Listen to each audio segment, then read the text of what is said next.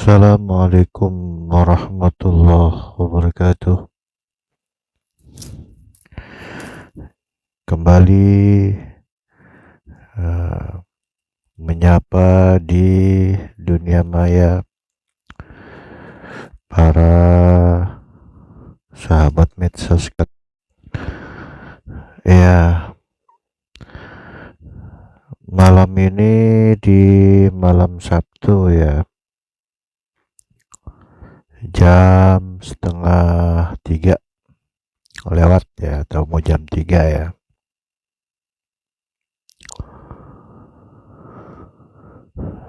Ya, kembali kita ngobrol-ngobrol atau mengurai, membahas secara santai, ringan, rileks, urusan berketuhanan ya.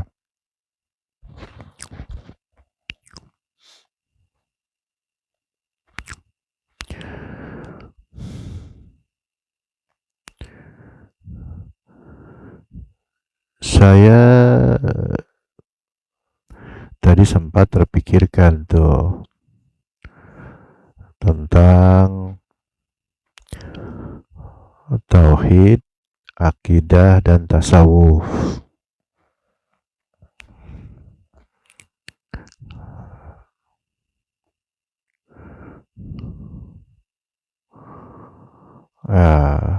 Terpikirkannya mana yang lebih dulu nih?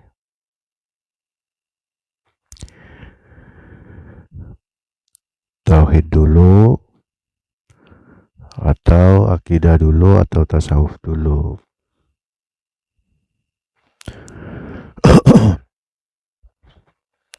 Nah, kemudian di mana posisi syariat atau fikih lah kita kenalnya begitu.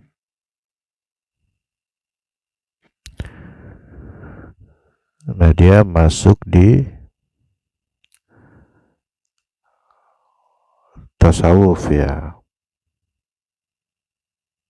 Sebab akidah ini sudah wilayah hakikat.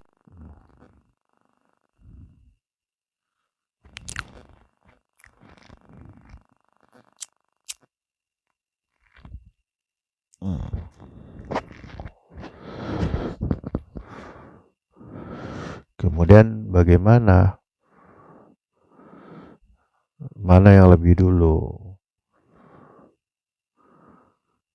Tasawuf yang di dalamnya sudah mencangkup syariat, kemudian akidah, tauhid, atau gimana susunannya? Satu, tasawuf yang sudah ada syariat di dalamnya. Kemudian akidah, kemudian tauhid.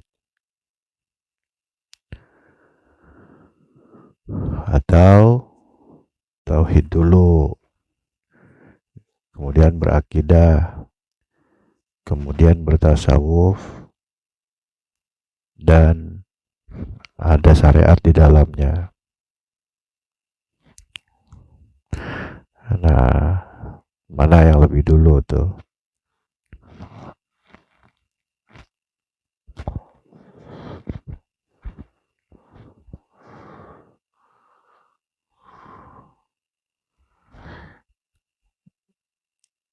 Nah, kita mengambil jalur itu tentu terbagi-bagi ya, kecenderungan dari aliran-aliran ya dalam Islam ya. Ada yang langsung berusaha mencari dalil-dalil berupa hadis atau ayat Quran. Ada juga yang mencari perkataan ulama-ulama, yang perkataan ulama-ulama ini petunjuknya sebab ulama ini yang telah menemukan dalil-dalilnya di hadis dan di Quran. Nah, begitu kan.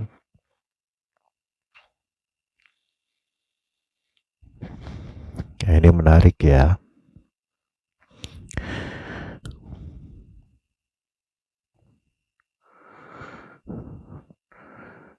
Jadi ternyata yang benar itu adalah ya perkataan dari seorang arif billah, ulama arif billah ya. Awaluddin Ma'rifatullah, atau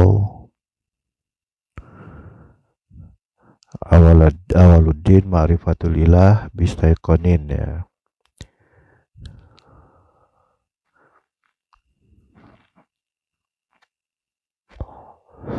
Nah, ini repotnya tuh di sini. Mendudukkan hal-hal penting ini, jalur-jalurnya itu sangat jarang sekali yang membuka ya.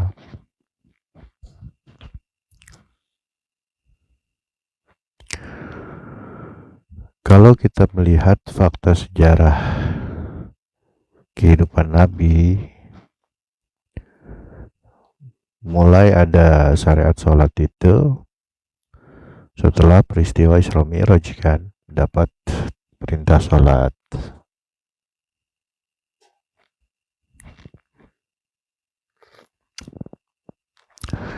Berarti ya kisaran Nabi usia 40-an ya.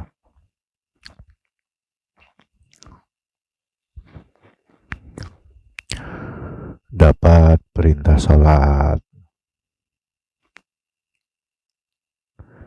Nah, kemudian timbul pertanyaan, nah sebelum Nabi dapat perintah sholat itu, Nabi sholat apa enggak? Gitu.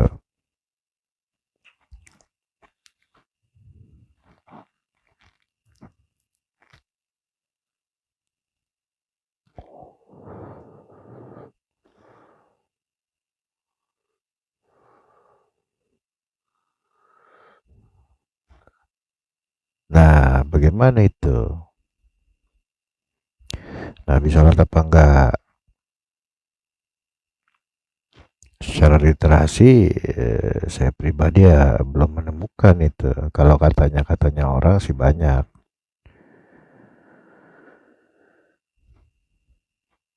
Tapi yang pasti turun perintah sholat kepada Nabi itu setelah peristiwa Isra Mi'raj ya. Nah, kemudian bagaimana? Apakah perintah itu hanya kepada Nabi saja kan gitu? Kepada para sahabatnya enggak misalkan? Kan enggak begitu tuh.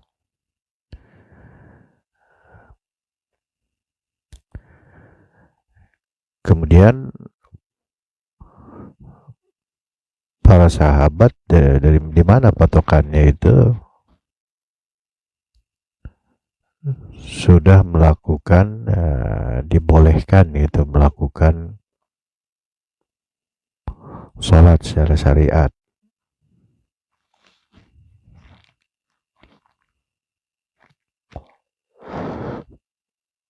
Sedangkan kita lihat dulu ya Nabi gitu kan. Berarti kita kupas dulu nih. Nabi Muhammad itu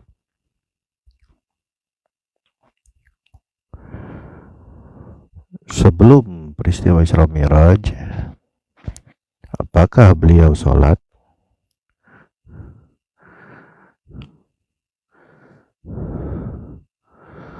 Ternyata sholat juga, tetapi latihan menyambungkan.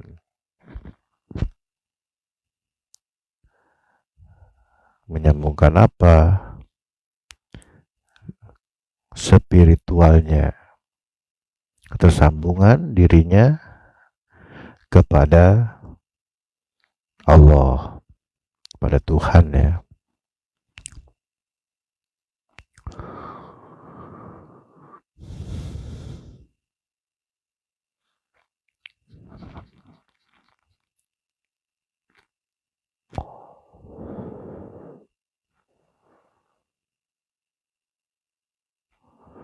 Nah,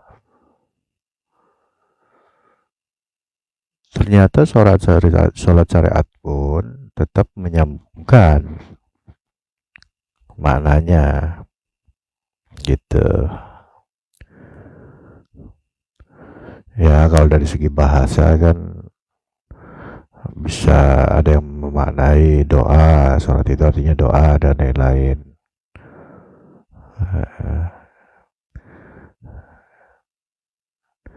Ternyata ya berkenaan dengan sholatun sholawatun. Ya seperti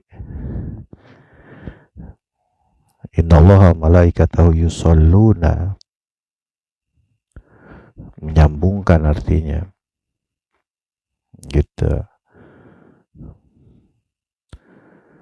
Pun ya, ini contoh-contoh ya di ayat-ayat Quran ya. Pun misalkan Al-Baqarah itu tentang takwa.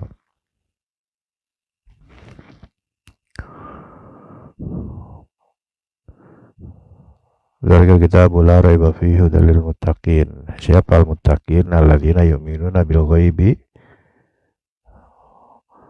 wa mimma wa yuqimuna sholata wa mimma razaqnahum yunfiqun.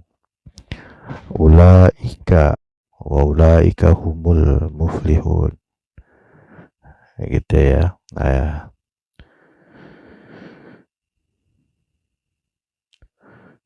Siapa orang al-muttaqin? Alladzina yu'minuna bil ghaibi. Dia yang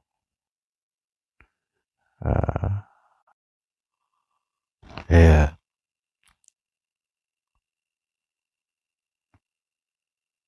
udalil muttaqin alladzina yu'minuna bil ghaibi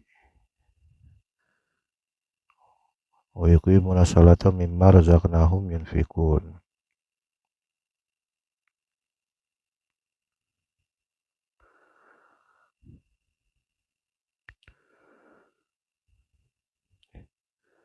Yang yu'minuna. Nah, yu'minuna itu makna hakikinya, makna hakul yakinnya adalah mengalami empiris kodim ya. Berarti bukan percaya, bukan meyakini, tapi mengalami empiris kodim.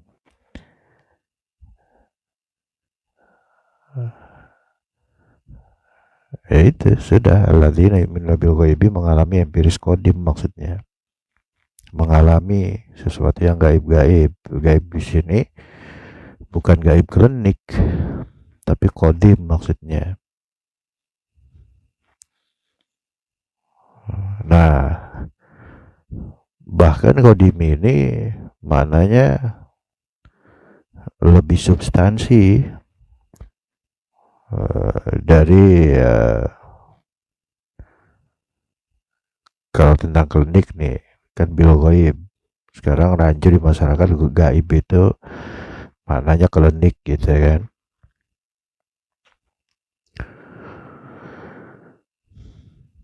Iya, substansinya kodimnya. Contoh misalkan jin, iblis, setan, siluman, dan lain-lain. Ya substansinya apa? Bil ghaibi, kodim gitu.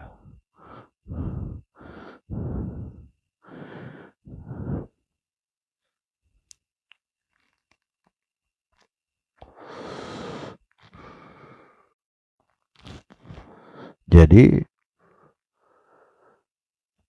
makna secara mutlaknya daripada alladzina yu'minuna bil ghaibi adalah yang mengalami empiris kodim. Ghaibnya apa tuh ya? Kodim maksudnya. Wa yuqimuna shalah, dan menegakkan ketersambungan. Wa mimma razaqnahum yunfiqun. Apa yang kita punya itu ya hakikatnya dari Allah. Yunfiqun, ya kita nafkahkan atau kita infakkan ya. Ulaika alaihim salawatun. Ulaika, mereka, alaihim salawatun, ya, senantiasa tersambung artinya. Ulaika alaihim salawatun min rabbihim, dari Tuhan mereka. Nah ini menarik ya. Kadang saya kenapa enggak ilah, kenapa enggak minallah, tapi min rabbihim. Dan him lagi bukan hi ya. Sangat menarik ya. Pendidik ya gitu gampangnya lah. Ulaika alaihim salawatun min rabbihim, mereka yang senantiasa tersambung akan Tuhannya melalui jalur robnya, jalur itu sebenarnya. Wa ulaika humul muflihun, dan mereka adalah orang-orang yang menang. Itu al-muttaqin. Ya, di situ nggak menyebut kaya, di situ nggak menyebut sehat.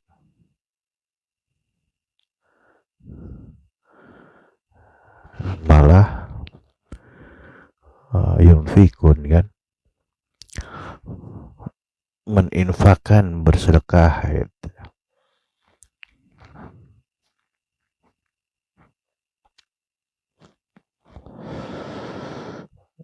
Nah jadi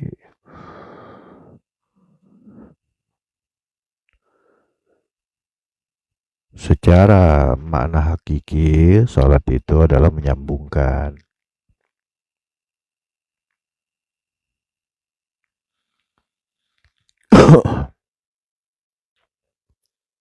Ya Nabi Muhammad di Gua Hiro itu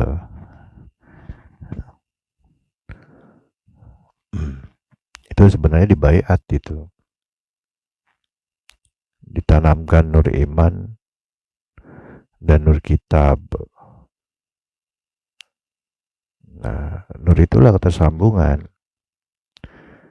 Ibaratnya Nabi Muhammadnya itu bumi, nur iman dan nur kitab itu cahaya matahari, kemudian Tuhan itu kiasnya adalah mataharinya. Nah itu ketersambungan.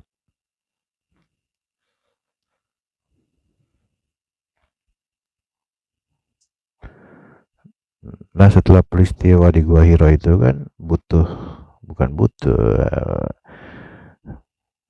memakan waktu gitu 13 tahun untuk Isra Mi'raj dan mendapatkan perintah sholat secara syariat.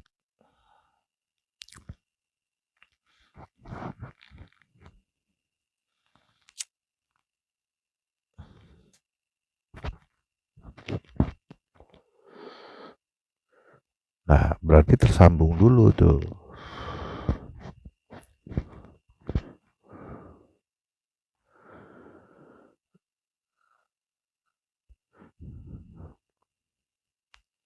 Berarti sebelum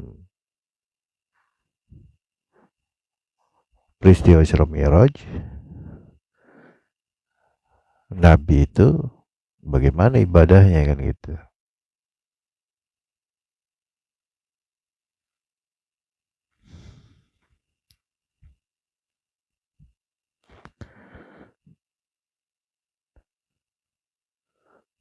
Apakah ada syariat-syariatnya? Tidak ada kan.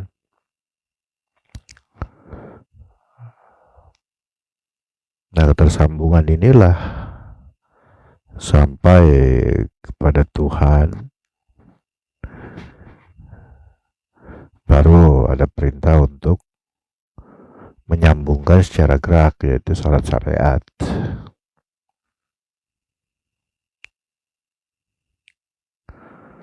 Nah, bagaimana dengan para sahabat? Kalau tadi saya bilang bahwa di Gua Hiro Nabi itu dibaiat gitu ya. Ya sedikit tambahan ya.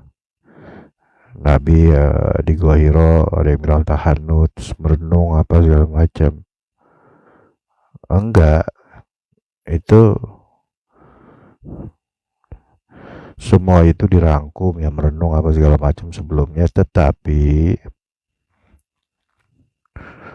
untuk mendapatkan unsur ketersambungan, makanya disebutnya baiat itu di Gua Hiro itu.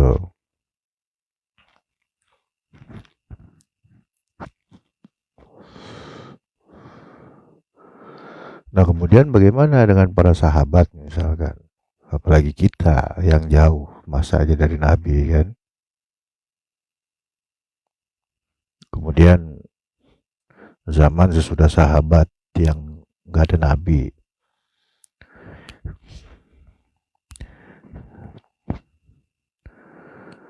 bagaimana itu? Nabi kan di Gua Hiro tuh di baiatnya, sedangkan para sahabat ya nggak melakukan di Gua Hiro. Nah, bagaimana itu? Nah,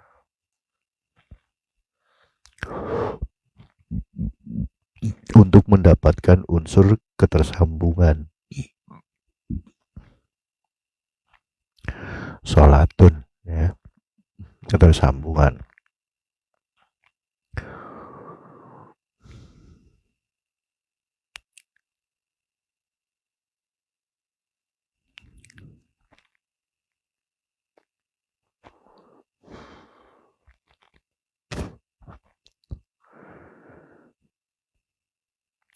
Jadi para sahabat ini walaupun nggak ke Gua Hiro atau ke gua-gua yang lain, uh, untuk mendapatkan unsur ketersambungan atau baiat itu, memberdayakan spiritualnya atau memberdayakan kodimnya.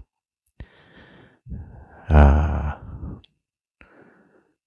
itu baiatnya ya, dakwahnya kan Nabi ngumpet-ngumpet, ada yang mau ngikut ya, istrinya ya sahabat, siapa tuh yang paling, Sayyidina Ali yang paling muda kan, dan lain-lain ya di rumah sudah gitu.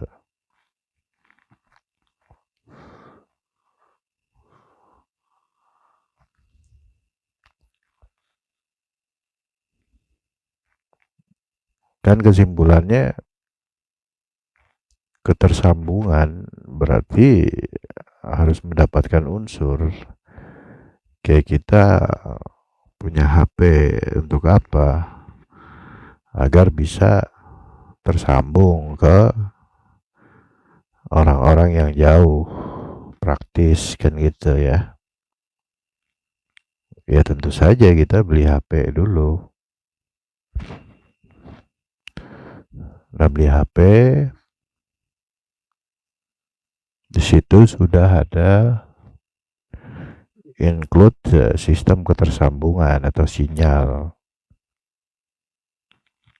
Tetapi kan belum cukup sampai situ. Harus ada kartu provider ya. Kemudian diaktifasi kartu itu.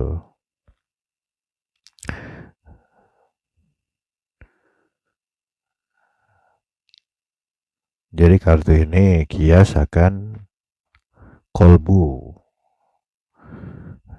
Kartu provider di HP itu kias akan kolbu ya.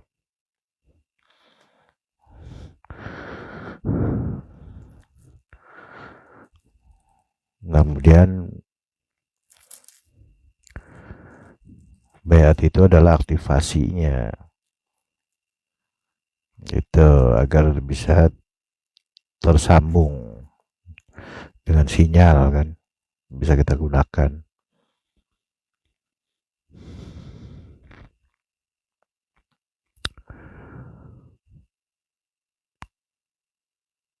Nah, kemudian para sahabat awalnya itu ya sama di bayat juga. Bagaimana bisa berspiritual dengan sebegitu bagus tanpa dibayat, itu nggak bisa. Sebab memberdayakan uh, unsur kodim untuk mewujud di alam dunia.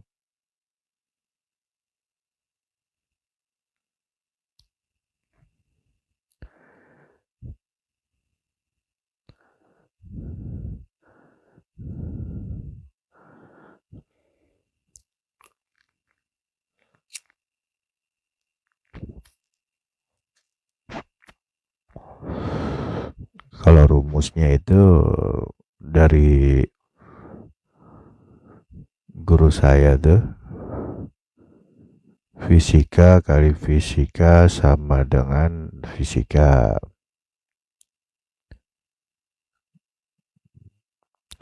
Metafisika kali fisika sama dengan metafisika. Metafisika kali metafisika sama dengan fisika.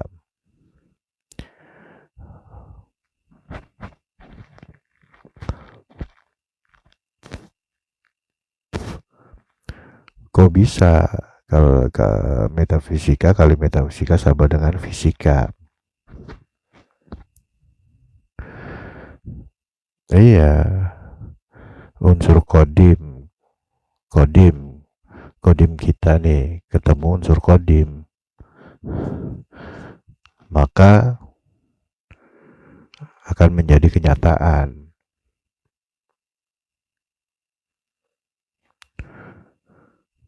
Kodim kita ya metafisika, unsur kodim metafisika sama dengan ya kenyataan. Nah, rumusnya seperti itu. Makanya kenapa para sahabat itu uh, bisa militan ikut Nabi kan, rela taat mengorbankan apa saja, ya itu. Karena kalau menggunakan baharu lawanannya metafisika ya fisika, maksudnya baharu kan. Lawanannya kodim ya baharu, ya nggak bisa sampai semilitan itu. Bahkan rela mati demi ajaran Nabi kan. Ya awal-awal para beberapa sahabat tuh di awal-awal keislaman itu disiksa untuk kembali kafir kan. Banyak banyak hampir semua bertahan kan. Disiksa ya, ada yang akhirnya dibebaskan, tapi nggak banyak pula yang disiksa sampai mati.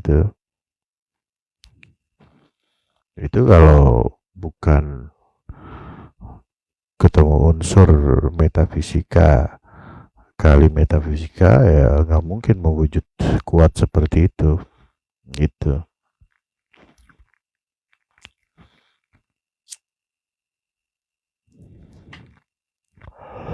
Nah itulah maksudnya ketersambungan.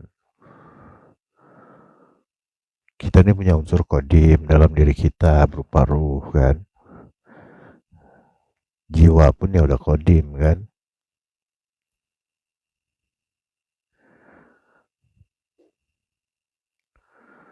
Nah dimasukkan unsur kodim, unsur Tuhan, nur atau gelombang Tuhan, unsur Tuhan ya. Belum Tuhan ya belum, yang laisa kamitslihi syai'un belum. Nah, itu didapat ketika baiat. Gitu. Nah kalau sudah ada itu makanya disebut wilayah menjadi sahabat-sahabat Nabi gitu. Bagaimana perintah sholatnya? Ya para sahabat yang berbaiat kepada Nabi sebelum peristiwa Isra Mi'raj belum ada perintah sholat ya belum sholat secara syariat, hanya ikut Nabi aja tuh, apa aja keterpimpinan akan Nabi kan, keterpimpinan akan Rasulullah ya,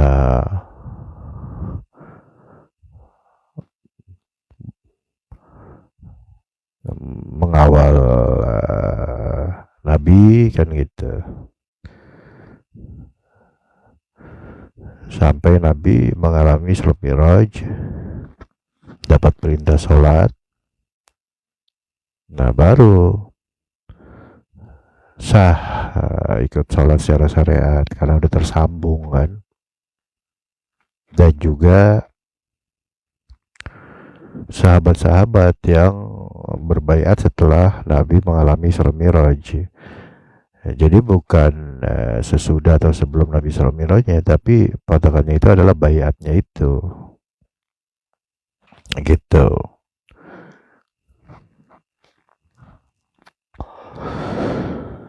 Itu kan disebutnya sebenarnya metodologi kan, atau cara atau teknik kan, syarat rukun ya berlaku di situ,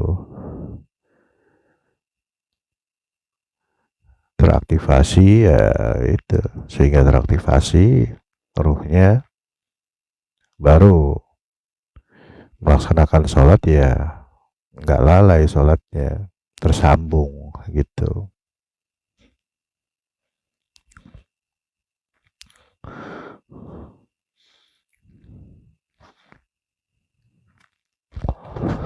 Ya demikian ya tentang ketersambungan. Nah dari pola itu bagaimana dengan apakah tauhid dulu atau akidah dulu atau tasawuf yang ada syariat di dalamnya atau gimana, atau tasawuf dulu kemudian akidah kemudian tauhid atau gimana susunannya. Kalau melihat pola itu, pola sejarah Nabi tadi, sejarah spiritual Nabi tadi, kemudian perkataan dari ulama sufi atau ulama arif billah, Awaluddin Ma'rifatullah, itu ya berarti tauhid dulu. Tapi tauhid ini berlapis-lapis ya. Nah di sini yang menariknya. Di mana menariknya?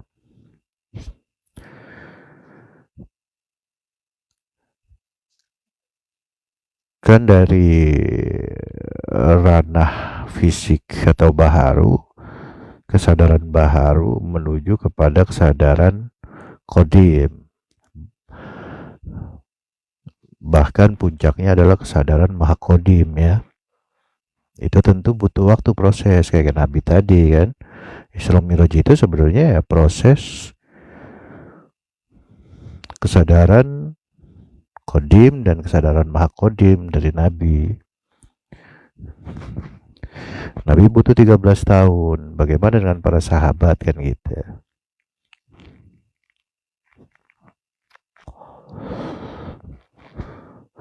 Bahkan Sayyidina Umar ketika Nabi wafat itu nggak percaya ya Nabi.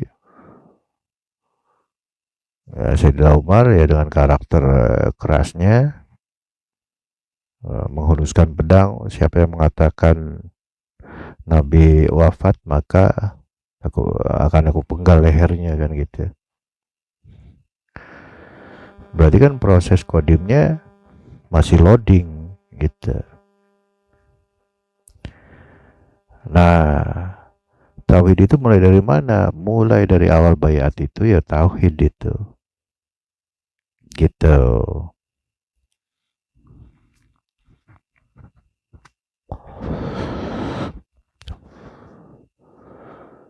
Makanya sebelum berbaiat itu harus ada penjelasan-penjelasan. Makanya disebut tarekat. Ya. Ya, udah jadi ranah syariat itu penjelasan itu. Ranah syariat dan tarekat. Penjelasan tarekat. Syariatnya hakikat ya tarekat gitu.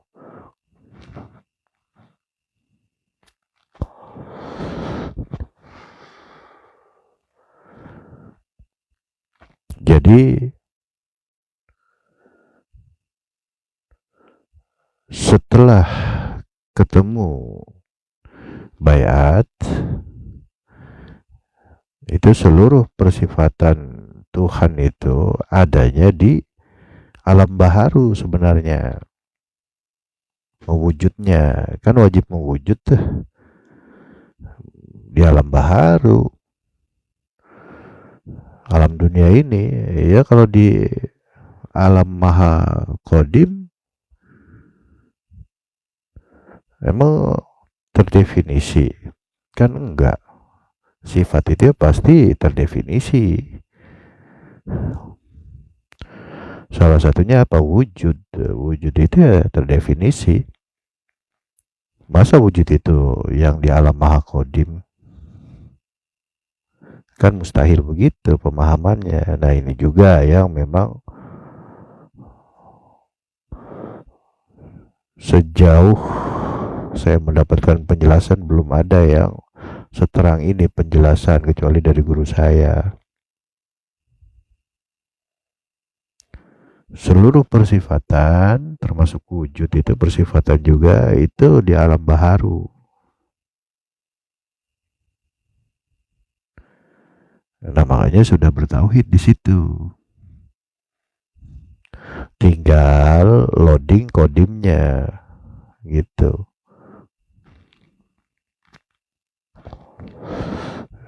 Kesadaran meningkat terus, meningkat sampai sempurna, sampai maha sempurna kesadarannya.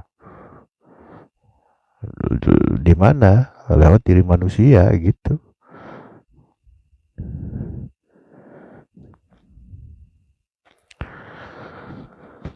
Nah, di dalam situ berarti fix awalnya itu ya tauhid dulu.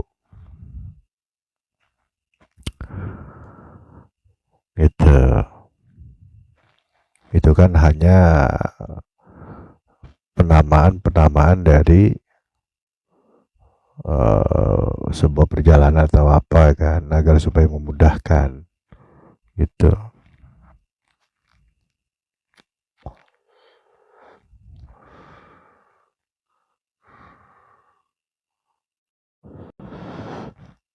Nah, jadi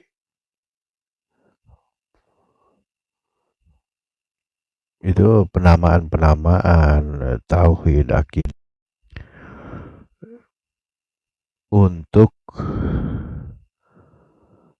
mempermudah ya, namanya di alam baharu pasti ada perkembangan-perkembangan sesuai situasi dan kondisi. Ya di zaman Nabi nggak ada penamaan-penamaan itu.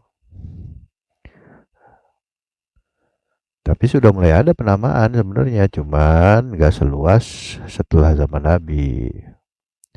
Kan bagaimana perkembangan situasi dan kondisi zaman kan. Termasuk untuk akhir zaman ini, di zaman kita sekarang ini. Nah, itu dengan sains kan, itu lebih kompleks lagi penamaannya kan. Kayak tadi sedikit saya membuka tentang rumus yang saya dapat dari guru saya kan, fisika kali metafisika dan seterusnya tuh. Nah, iya itu kan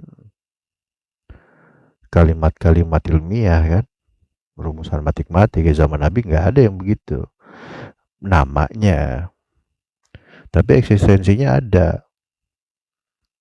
Buktinya adalah ya Nabi menamakan ya Nabi gitu kan.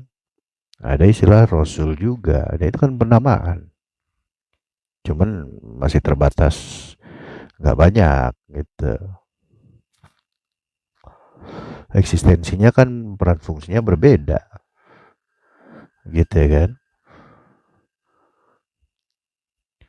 Belum lagi Rasul yang ulul azmi dan lain-lain, nah gitu.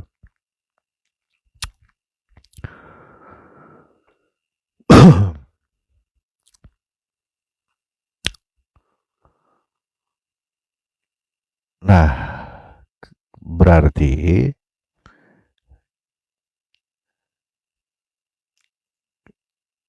fix awal itu adalah tauhidnya dulu. Cuman bukan tauhid dalam arti mempelajari dengan baharunya, tapi praktek kodim, praktek ruhani atau berspiritual, berspiritual aja udah gampang ya.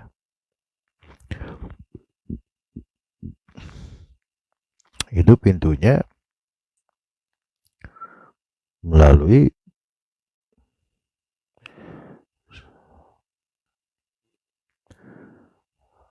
seorang guru. Kalau sama Nabi ya Nabi kan gitu. Kalau sekarang ya pewarisnya. Berjasa tuh dia gitu. Kan seorang nabi. Kalau sekarang disebutnya seorang guru gitu kan. Guru yang benar-benar waris itu harus kita pastikan benar bahwa si guru ini adalah benar-benar mewarisi dari nabi yang di dalam khazanah dunia keislaman, keilmuan keislaman itu dikenal dengan istilah silsilah. Bukan silsilah nasab atau darah, bukan. Tapi silsilah keilmuan itu pun bukan keilmuan baharu ke baharu, tapi ilmu kodim. Kan visi misi para nabi itu hanya menegakkan kalimat tauhid kan. Apa ngajarin orang la ilaha illallah menyebut, bukan itunya, tapi dari nggak langsung ke situnya, maksudnya nggak langsung la ilaha illallahnya, penyebutannya sebagai penyebutan, tapi eh, penanaman unsur kodim dulu. Agar supaya apa tuh? Agar supaya sholatnya, penyebutan la ilaha illallahnya dan lain-lain itu sinkron antara kolbu dengan mulut gitu. Nggak kayak orang mabok ngomong tapi nggak sadar apa yang diomongin gitu.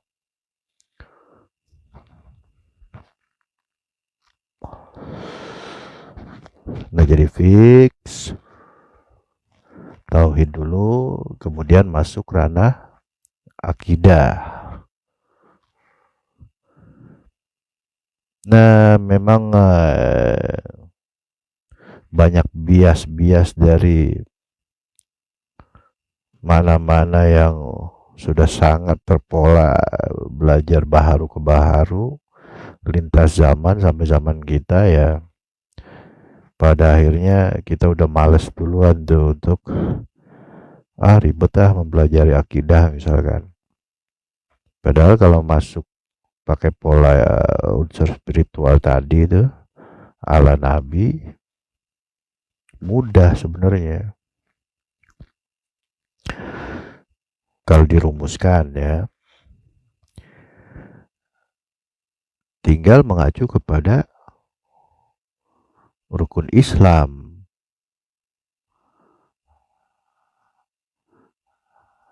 gitu dan rukun iman.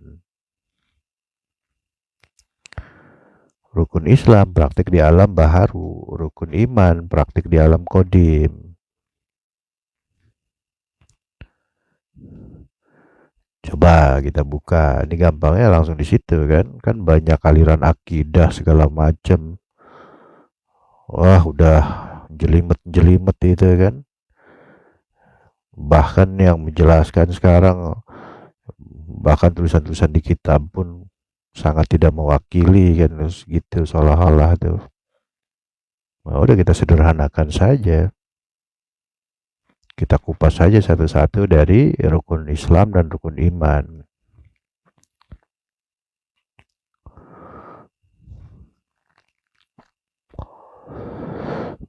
Rukun Islam yang pertama syahadat. Syahadat itu menyaksikan. Ada yang kita saksikan, sifat-sifat Tuhan. Ingat yang tadi, sifat itu ada di alam dunia, berarti wujud, nah, berupa sosok. Kalau udah di alam maha kodim itu ya nggak ada wujudnya, udah eksistensi mutlak gitu, bahkan eksistensi maha mutlak. Bagaimana definisiinnya? Maha ada, itu nggak kejangkau sama otak kita gitu, maha adanya itu. Nah berarti melalui unsurnya yang di dunia, nggak mungkin menyaksikan itu, nggak ada yang disaksikan, itu nggak mungkin. Bersaksi, nah disitulah proses baiat itu.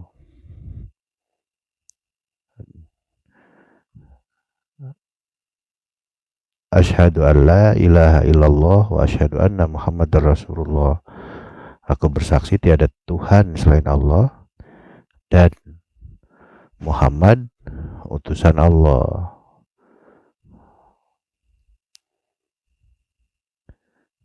Aku bersaksi tiada Tuhan-Tuhan lain kecuali Allah. Nah berarti ada wujudnya. Dan aku bersaksi bahwa Muhammad utusan Allah. Karena Muhammad ini enggak hanya dimiliki oleh sosok Muhammad bin Abdullah. Untuk penghormatan kepada pewaris-pewarisnya disebut juga Muhammad. Makanya ada istilah Nur Muhammad kan. Nur itu kodim, Muhammad itu baharu, Nur Muhammad gitu. Muhammad Rasulullah, Muhammadnya itu baharu, wadah, nah Rasulullahnya itu kodim. Rasul kodim, Allah maha kodim. Jadi dia semacam rumusan mengikrarkan bahwa kita akan melakukan perjalanan lintas dimensi, gampangnya begitu, melalui sosok Muhammad ini. Muhammad ini wadah, sama kayak air. Wadahnya apa? Apakah gelas? Benar. Tapi kalau wadahnya kemudian kendi, benar juga nggak? Benar. Ah gitu maksudnya. Muhammad itu ya Nabi Muhammad, benar. Pewarisnya Muhammad juga, gitu.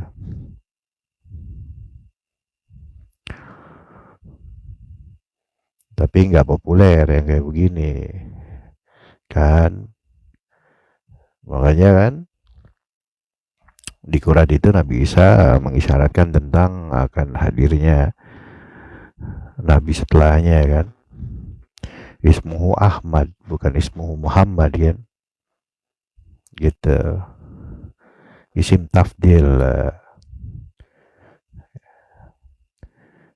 Gitu. Itu hanya penyematan aja. Kita seperti kita minum air di gelas. Bisa jadi zaman sekarang ya bisa jadi namanya misalkan si Robert, si Joko, si Dul Kamit misalkan dan lain-lain, bisa jadi aja gitu. Yang penting dia diwadi. Nah, kemudian setelah bersyahadat atau teraktivasi ruhani kita atau terbaiat, yang kedua apa? Rukun Islam itu sholat ya. Sholat itu menyambungkan. Sholatnya zaman Nabi Muhammad dengan sholatnya umat Nabi Muhammad dan umat Nabi Isa, kemudian umat Nabi Musa, Nabi Ibrahim, umat Nabi Ibrahim, dan seterusnya ke belakang. Nabi-nabi yang lain kan berbeda-beda. Itu ada hadisnya kan, wa ummahat tuhum syatta, kiasnya. Satu bapak lain ibu kami dengan para nabi, itu kata Nabi Muhammad hadis itu. Satu bapak berlainan ibu, maksudnya apa? Tauhidnya satu, syariatnya berbeda-beda gitu. Berarti menyambungkan tuh makna hakikinya ada sholat itu yang kedua tuh. Jangan plek ketiplek kita maknai benar sholat itu ya yang kita kenal di warna Islam. Enggak juga gitu. Walaupun distatementkan bahwa itu adalah syariat paling sempurna, ya benar. Cuman kan di dalamnya ada syariat dari Nasrani, di dalamnya ada syariat dari Hindu, dari Yahudi, kemudian dari Hindu, Buddha, dan lain-lain ada di dalamnya. Yang agama-agama samawi. Gitu. Jadi mudahnya adalah saya kembali kepada mana dasarnya aja sholat. Sholat itu ya menyambungkan. Atau eling. Kalau bahasa kejawennya kan. Tapi apakah tanpa bersyariat? Ya pasti bersyariat.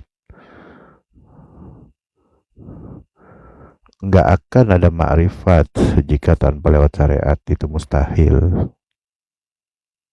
Jika tanpa syariat kemudian berhakikat, jadinya zindik, rusak gitu maksudnya.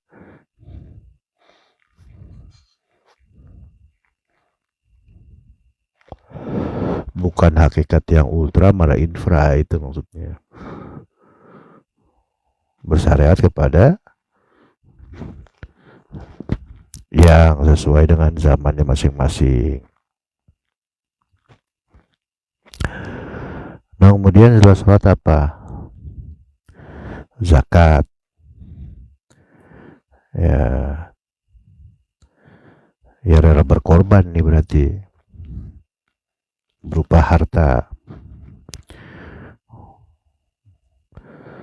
Iya, itu udah sepaket.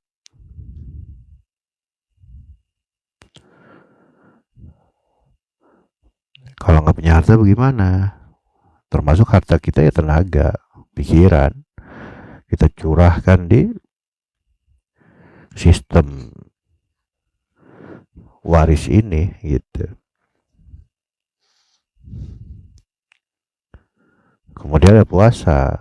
Mau perih-perih itu.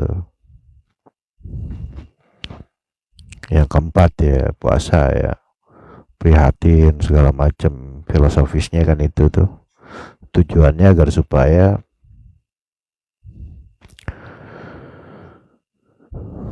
kita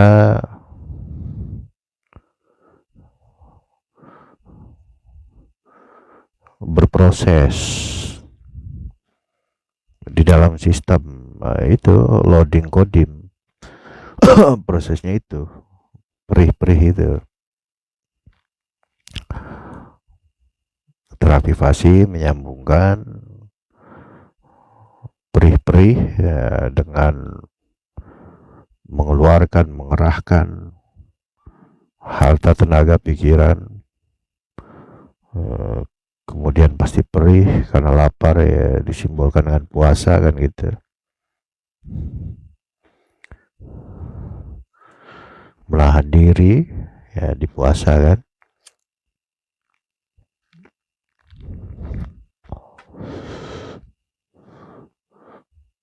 Ada makanan, cuman jangan dimakan. Yang maksudnya apa? Utamakan sistem gitu. Kan puasa begitu kan? Syariat puasa itu pun berbeda-beda kan caranya, di zaman Nabi, di zaman para nabi kan, para nabi itu. Ya ayyuhalladzina amanu kutiba alaikumusiyam kama kutiba alal ladzina min qablikum, sebagaimana ditetapkan kepada orang kaum-kaum sebelum kalian, la'allakum tattaqun, supaya kalian bertakwa. Belum menang itu, bertakwa dulu gitu.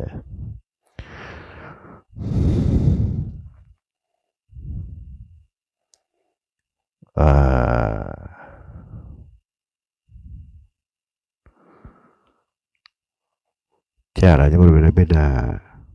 Dikisahkan bahwa puasanya para nabi-nabi sebelum Nabi Muhammad itu berat-berat waktunya atau gimana tuh. Ada keterangan-keterangannya itu. Nah, kemudian haji yang kelima.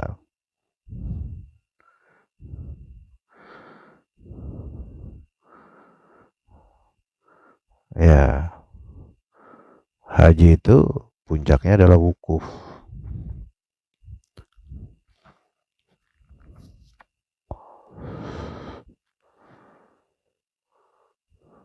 Saya baru tahu tuh ternyata ada, kalau saudara-saudara Nasrani kan ke Vatikan ya, yang Katolik gitu ya kan, Kristen Katolik ke Vatikan, ada Hindu itu, perkumpulan Hindu per setahun sekali atau gimana gitu, di India apa di mana, apa di Tibet gitu, saya lupa. Itu kalau berkumpul jauh lebih banyak daripada jamaah haji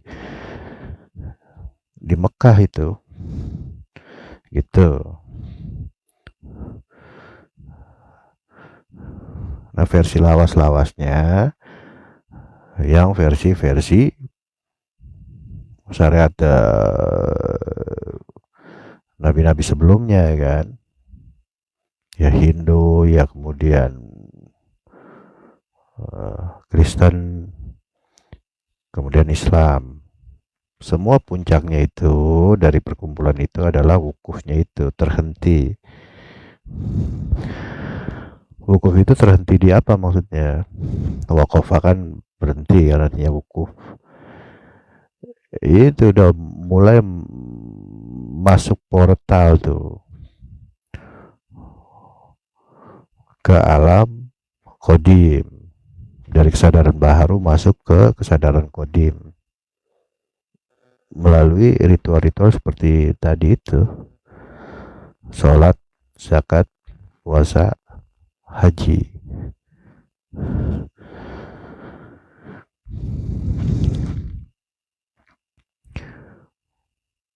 Melakukan perjalanan bagi yang mampu, perjalanan haji kan gitu.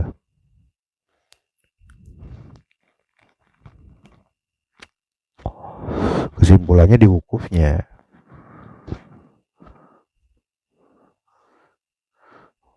Iya, berarti masuk ke rukun iman. Dan syahadat itu rukun Islam yang pertama, ditanamkan nur iman kan. Dengan perjuangan baharunya, sholat, zakat, puasa, haji. Ingat ya, haji bagi yang mampu ya. Yang gak mampu pun ada hajinya. Banyak di hadis-hadis atau apa tuh, melakukan sesuatu yang ibadahnya pahalanya sama seperti ibadah haji gitu kan. Nah, untuk apa? Terhenti. Puncaknya adalah terhenti di batas negeri kalau di Ali Imran itu. Maksudnya apa? Portal kesadaran baru masuk ke kesadaran qadim. Baru masuk rukun iman yang 6. Nah, ini seru lagi. Kan definisi iman adalah praktik empiris di alam qadim kan. Sekali lagi ya, definisi iman adalah praktek empiris di alam kodim. Sama kayak kita percaya bahwa eh,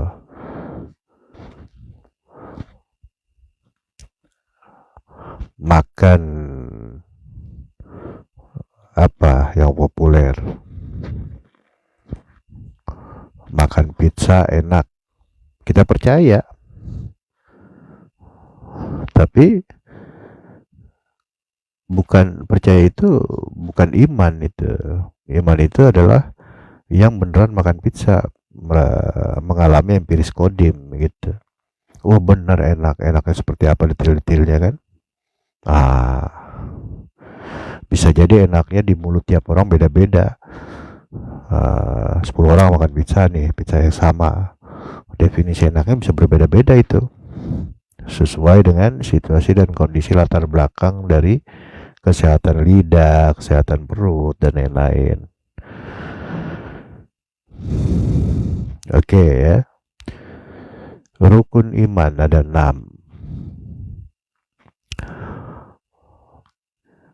Mengalami empiris kodim. Yang nomor satu Allah. Berarti di alam baharu tuh ada wujudnya, terdefinisi kan. Kalau di alam maha kodim atau di aras ya laisa kamislihi syai'un kan. Mau didefinisiin gimana, jangan sensitif dulu gitu ya. Di alam baharu berarti.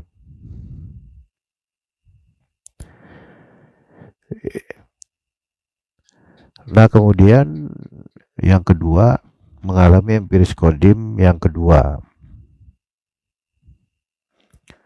yaitu, ntar saya agak lupa susunannya ya Allah, malaikat, rasul, kitab, hari akhir.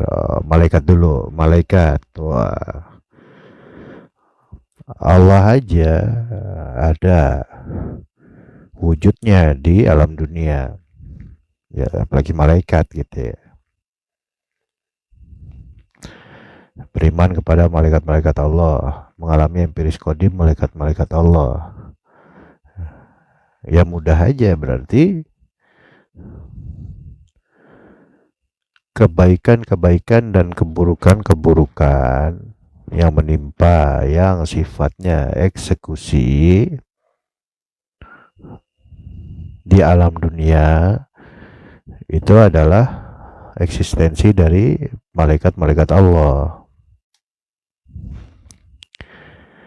gitu.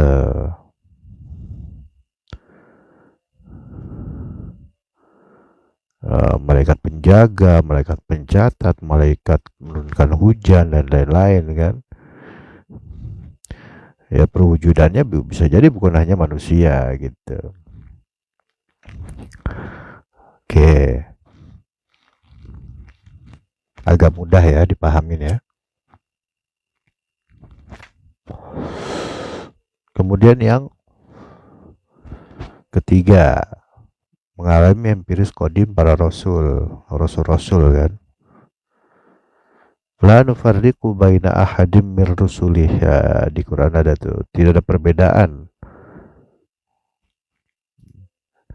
baina ahadim mir rusulih, salah satu di antara para utusan-utusanku, utusan-utusannya, utusan Allah maksudnya. Iya, karena namanya kodim itu sama kayak tadi Muhammad Rasulullah. Begitu Muhammadnya wafat, label Muhammadnya bisa itu dipakai karena lagi apa sih namanya, dinas lah bahasanya, kedinasan, nama kedinasan lah Muhammad itu kan, melalui potensi Rasul.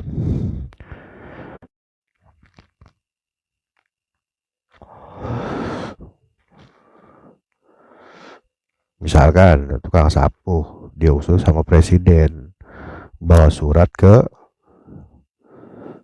kelompok geng motor misalkan,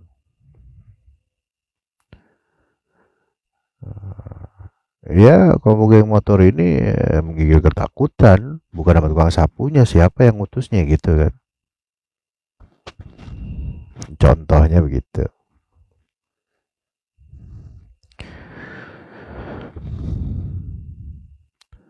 Jadi iman kepada rasul-rasul itu, ya makanya Nabi Muhammad itu mengiyakan seluruh para nabi dan rasul sebelumnya. Iya, karena melalui jalur yang sama. Berbeda dengan ulama-ulama akhir zaman ini yang katanya mewarisi nabi yang katanya. Tapi makna hakiki dari peran para nabi dan rasul itu seperti terhapus oleh penjelasan mereka.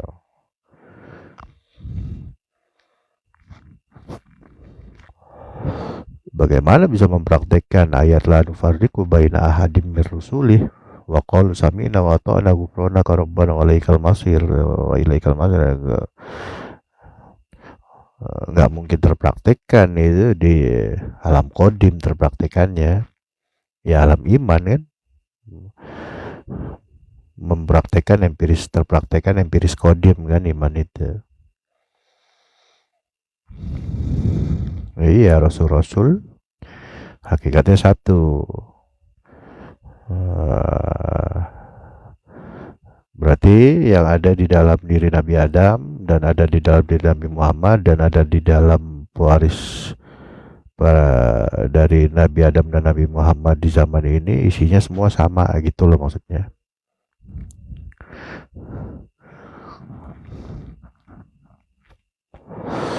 Itulah disebutnya Rasul gitu.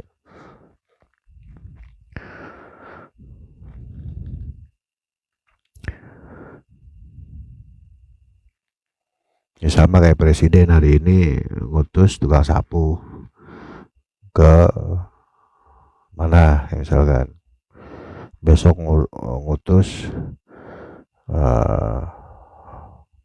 apa ajudan, orangnya ganti-ganti itu, tapi kan sama statusnya utusan presiden gitu maksudnya kiasnya.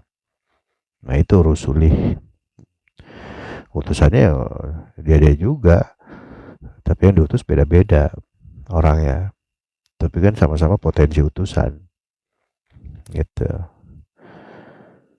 Baik, itu yang 1, 2, 3, 4. Nah kemudian 4, mengalami empiris kodim kitab-kitab.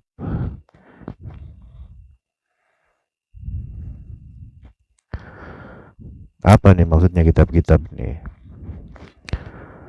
Semua lahir dari kodim yang sama. Kayak presiden tadi ngutus hari ini ngutus tukang sapu, besok ngutus ajudannya, besok lagi ngutus tukang cukur misalkan, tukang apa, yang dibawa omongannya sama. Misalkan diutus kepada geng motor yang sama, atau geng motor yang bergenerasi-generasi sama, kata-katanya apa, berhenti jadi geng motor misalkan gitu. Yang ngomong berbeda-beda, tukang sapu, tukang cukur, ya ajudan misalkan gitu. Tapi kan yang utus sama presiden dan potensi utusannya. Mau nggak mau ya dipikirin dah, karena yang utus presiden. Ada konsekuensi di situ gitu maksudnya. Nah itu kitab-kitabnya mengalami empiris kodim kitab. Apa pesan gitu kan.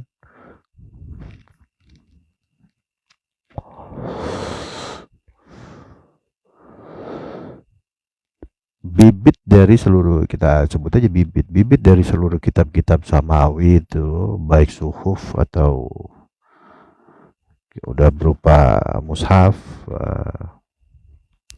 lembaran-lembaran sedikit atau lembaran-lembaran banyak, itu sama aja bibitnya. Ya kalau lebaran banyak itu disesuaikan dengan zamannya pasti. Kenapa lembarannya banyak ya disesuaikan dengan zamannya. Kenapa lembarannya sedikit disesuaikan dengan zamannya gitu. Tapi bibitnya sama. Misalkan si presiden ngutus mau tukang cukur, mau tukang sapu, mau ajudan misalkan. Kata-katanya ada yang simple, ada yang agak banyak gitu kan. Pesannya itu misalkan berhenti jadi geng motor, suku selebar doang. Berhenti jadi dari geng motor sebab menyebabkan ini gitu ya, jadi mushaf gitu. Tapi bibitnya sama, apa perintah kan, kodim berarti kan gitu. Makanya disebut Al-Quran kodim atau kitab kodim. Ya orang yang membaca kitab baik Quran atau apapun tanpa nur kodimnya, nur kitab, ya digolongkan ahli kitab dan diancam neraka jahanam. Itu ada di Al-Bayyinah ayat 6 itu. Sekali lagi dia ada di Al-Bayyinah ayat 6. Walaupun sangat fasih, sangat enak lagunya. Karena Allah nggak ngelihat. Innallaha la yanzuru ila suwarikum wa ila ajamikum. Walakin yanzuru ila qulubikum wa amalikum. Kodim maksudnya. Allah nggak lihat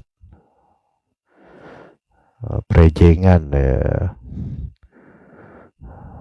Yang penting nyampe nggak di kodimnya gitu.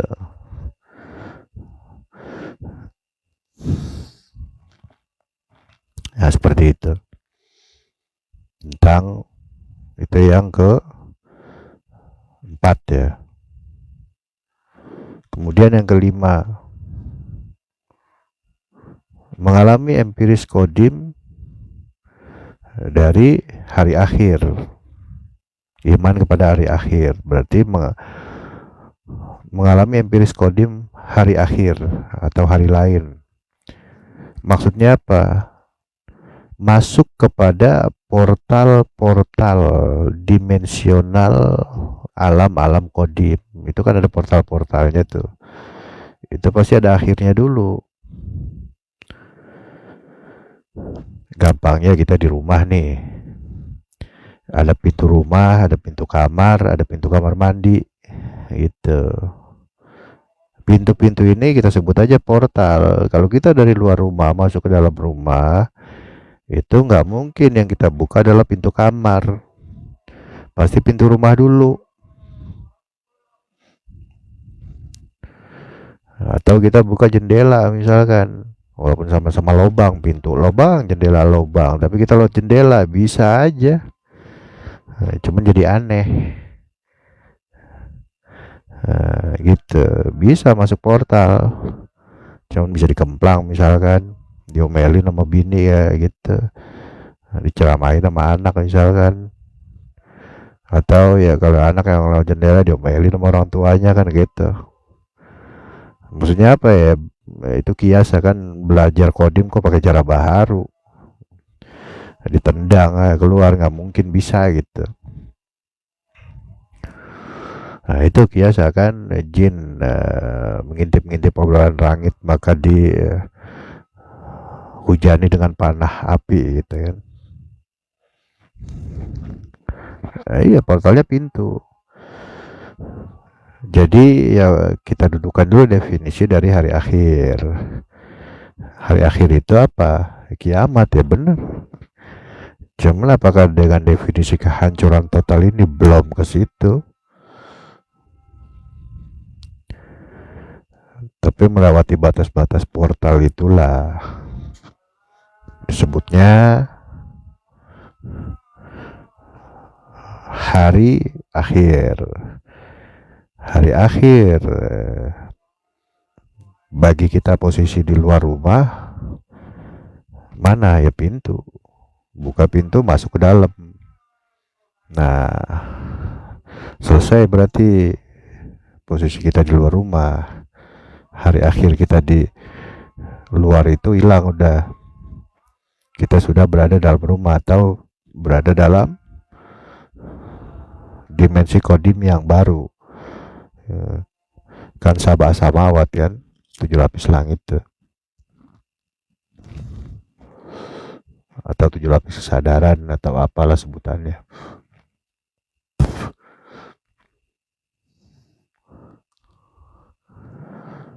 Nah gitu. Jadi belum dulu tentang kiamat, memahami ke situ. Jomplang kita nggak bisa praktek. Masa sekedar percaya aja hari kiamat, nggak ke situ. Terlalu rapuh itu.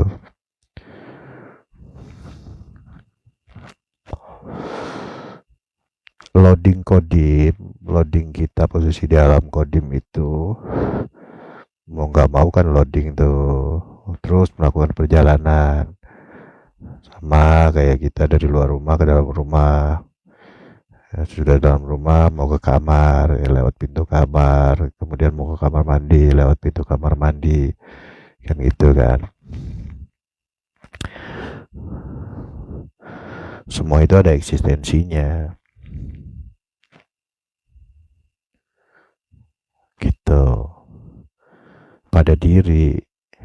Ya bukan langsung kejadian yang kubronya, nggak ke situ dulu gitu ya. Iman kepada qada dan qadar, wabil qadari khairi wa syarrihi minallahi ta'ala gitu ya.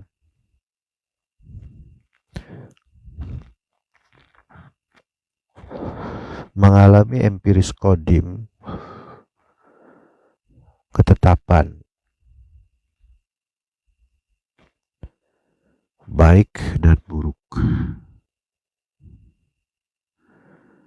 Namanya kotor ya dicuci, ya di azab kubur, di neraka, kan ketetapan gitu. Namanya habis pulang kerja atau bocah pulang main kotor, masuk pintu rumah, ya kan, ketetapannya apa ya, cuci dulu di kamar mandi gitu, mandiin, mandi kan gitu, sampai bersih lagi.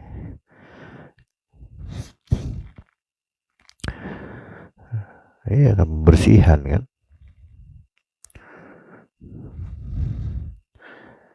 Ya penjelasan hadis-hadis itu kan, ada neraka panas yang paling angker itu neraka dingin kan gitu.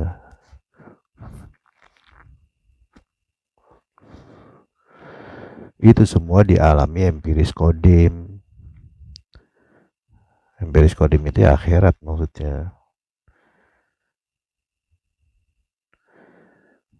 Baru situ berlaku ujian gitu.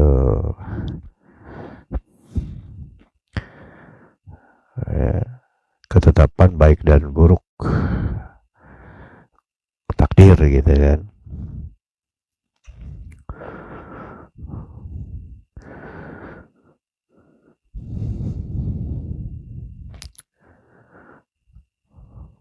Mengalami empiris kodimnya. Nah, setelah di ujung dari rukun Islam tadi yaitu wukuf pada haji, ya naik kepada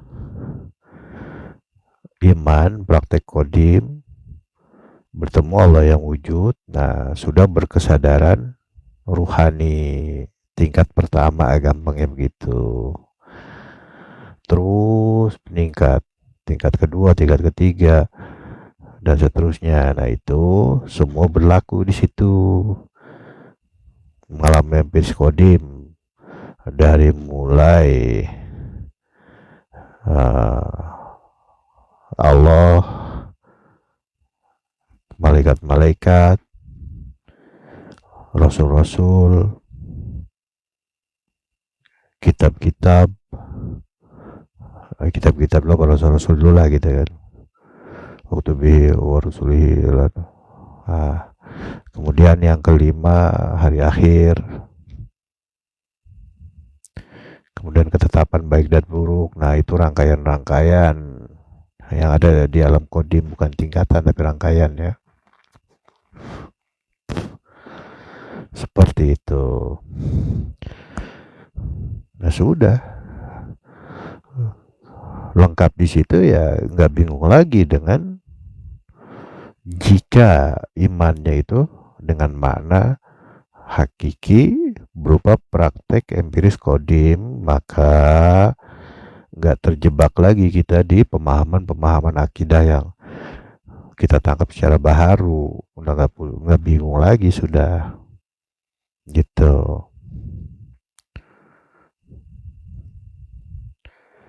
Nah, seperti apa sih contohnya? Apa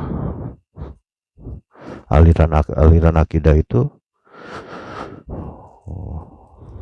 Mu'tazilah, Jabariyah, Qadariyah, Murji'ah, macam-macam. Tidak percaya takdir Allah, bukan tidak percaya ya, tidak mengikat takdir Allah dan lain-lain. Ada yang mengikat apa?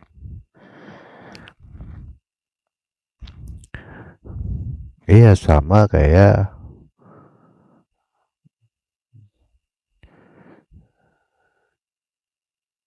kita lagi duduk rame-rame nih, ada 5 orang gitu. Kemudian di balik pintu ada bunyi kresak. Udah debat aja deh tuh. Oh itu tikus, oh itu ular, oh itu kelinci, oh itu apa. Aduh, ngabisin waktu debat begitu kan.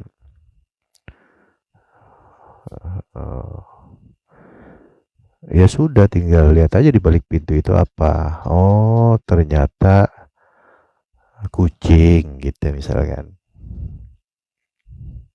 Itu mengalami empiris kodim, melihat langsung, nggak debat-debatan.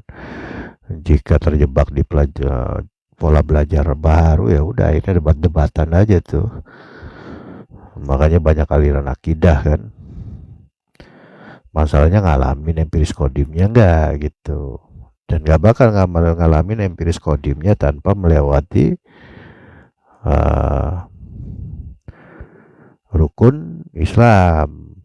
Portalnya adalah syahadat kan, dan nggak mungkin ya kita memasuki syahadat tanpa memahami metodologinya gitu.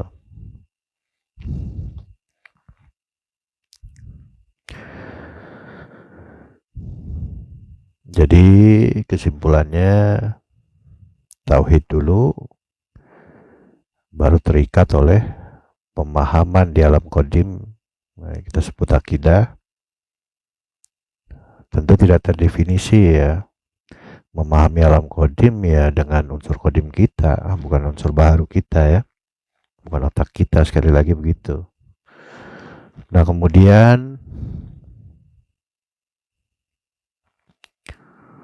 syariat dan tasawuf yaitu sudah dirangkum di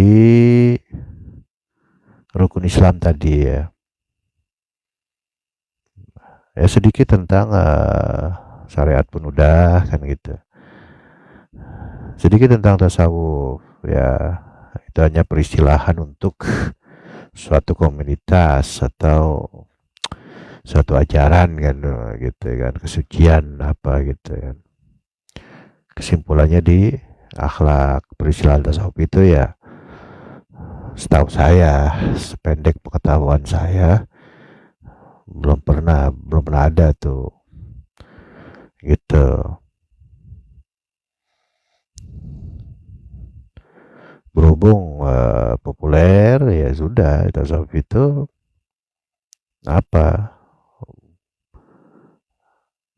meniru akhlak Nabi, kita berakhlak baik lah kan gitu kan maksudnya. Apa berarti meniru akhlak Nabi? Mana nabinya, ya sudah wafat. Nah lu sekarang niru siapa? Secara logisnya nggak bisa niru Nabi, karena nabinya wafat, kita nggak melihat langsung. Oh kan kita bisa mendengarkan uraian-uraian tentang akhlak-akhlak Nabi kan. Nabi bertetangga bagaimana, Nabi ke orang yang lebih tua bagaimana, Nabi ke anak-anak bagaimana, dan lain-lain. Enggak begitu. Kan rumusnya baharu itu. Nah, kembali ke rumus yang tadi tuh. Metafisika kali metafisika sama dengan fisika. Unsur kodim Nabi, ruhaniyahnya Nabi teraktivasi, tereksplorasi dengan unsur Tuhan. Metafisika juga sama dengan fisika mewujud. Nah, berarti dengan rumus itu selesai sudah. Kebongkar semua bahwa Nabi sendiri kan yang bilang di hadisnya ittasifu bisifatillah.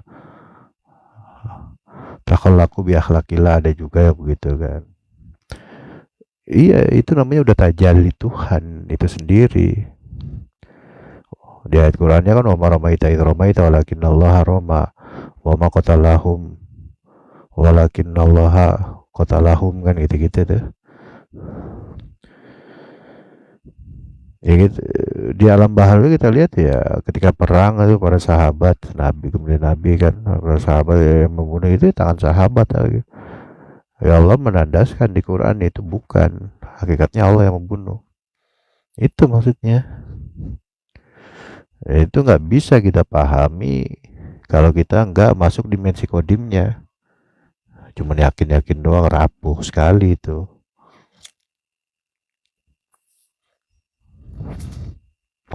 Tertolak pokoknya kalau cuma yakin aja. Walaupun sampai Ainul yakin masih tertolak. Gitu.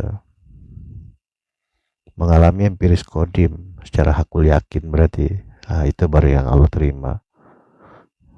Yakin, hakul yakin masih gugur gitu. Nah, seperti itu berarti tasawuf ini setelah melewati proses-proses yang tadi dipaparkan melalui metodologi, kemudian syarat rukun apa sudah teraplikasi seperti itu. Jika diuraikan sepanjang ini, tapi kan ini banyak yang rancu-rancu tersebar di masyarakat.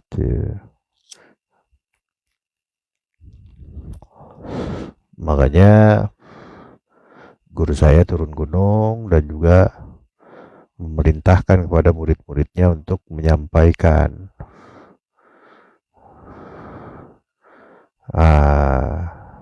guru kami ya memerintahkan untuk menyampaikan. Kenapa ya? Karena yang menyebar di masyarakat itu rancu semua, sudah baharu semua. Baharu itu sifatnya pasti musnah gitu. Nah, baharu ya terbarukan kan. Kalau kodim ya nggak ada awal nggak ada akhir, mustahil musnah gitu. Baik, sampai sini dulu tentang apa sebelum saya bikin video tadi apa tuh. Oh iya, apa tauhid dulu apa akidah dulu ya gitu. Bikin konten aja ya, pas bikin konten kebongkar sendiri. Saya paling gak saya sendiri jadi tahu kan gitu. Ya alhamdulillah. Baik, mohon maaf apabila ada salah-salah kata. Para sobat medsos sekalian, sobat dumai sekalian, jangan lupa bahagia. Karena aslinya kita makhluk bahagia. Temukan cara yang asli untuk bisa mendapatkan kebahagiaan yang asli. Wah. Ilahi anta maksudi wa ridhoka matlubi. Assalamualaikum warahmatullahi wabarakatuh.